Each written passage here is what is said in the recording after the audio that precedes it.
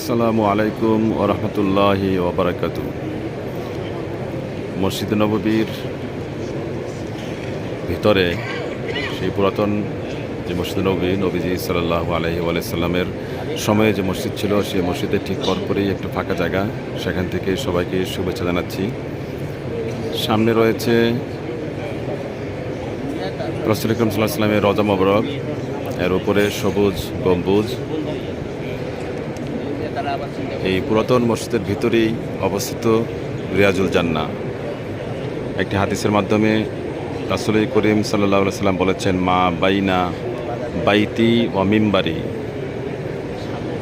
রিয়াদুম রওদাতুম মিন রিয়াদুল জান্নাহ, অর্থাৎ আমার ঘর এবং মিম্বরের মধ্যবর্তী স্থানে জান্নাতের বাগানগুলোর একটি বাগান অবস্থিত।